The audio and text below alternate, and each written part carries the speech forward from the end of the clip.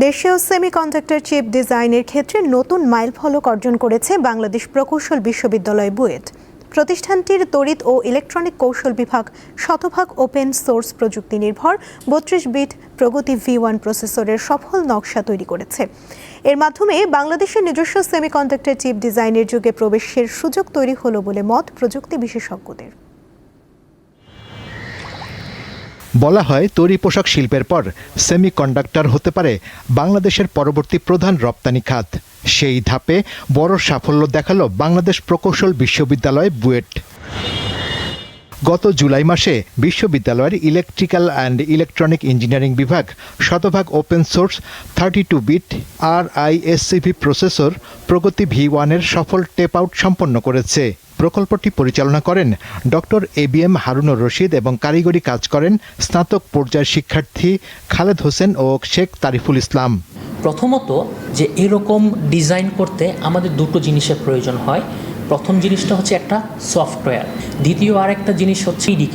So ওই PDK-গুলো চাইলেও আপনি কখনো অ্যাক্সেস করতে পারবেন না। প্রগতি V1 একটি open source instruction set architecture, যা কোনো লাইসেন্স ফি ছাড়াই যে কেউ ব্যবহার করতে পারেন। মূলত smart air conditioner, smart refrigerator এবং বিভিন্ন স্মার্ট যন্ত্র ও ইন্টারনেট ভিত্তিক ডিভাইসে ব্যবহারের জন্য এটি তৈরি করা হয়েছে। কিছু ওপেন সোর্স টুল দিয়ে আমরা এই ডিজাইনটা করতে সক্ষম হয়েছি। এটা যেহেতু ডিটেল ডকুমেন্টেশন করেছি, আর যেহেতু সম্পূর্ণ জিনিসটা শুধু ওপেন সোর্স, আপনার শুধু লাগবে একটা ল্যাপটপ আর অনলি একটা একটুখানি ইন্টারনেট থাকলেই আপনি কি করতে পারবেন, এরকম সেমিকন্ডাক্টর ডিজাইনগুলো আপনি ঘরে বসেই বাংলাদেশের সবাইকে শেখাতে পারবেন। বিশেষজ্ঞদের মতে এ সাফল্য বাংলাদেশের সেমিকন্ডাক্টর গবেষণা, উদ্ভাবন ও উচ্চ প্রযুক্তির শিল্পের বিকাশে নতুন সম্ভাবনার দ্বার উন্মোচন করবে।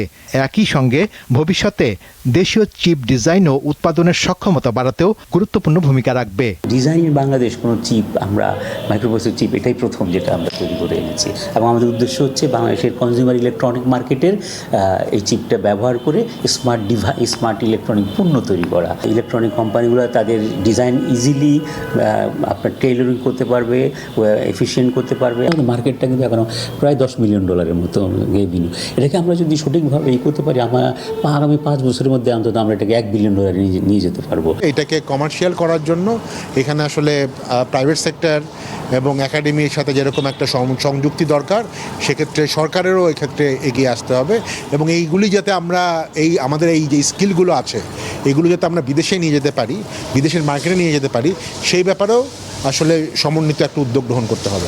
মূল নকশা তৈরির পর জার্মানির একটি শীর্ষ মাইক্রো ইলেকট্রনিক গবেষণা প্রতিষ্ঠান তাদের উন্মুক্ত চিপ উৎপাদন কর্মসূচির আওতায় বিনামূল্যে এটি তৈরি করেছে। শাহরিয়ার ইমন, দীপ্ত সংবাদ, ঢাকা।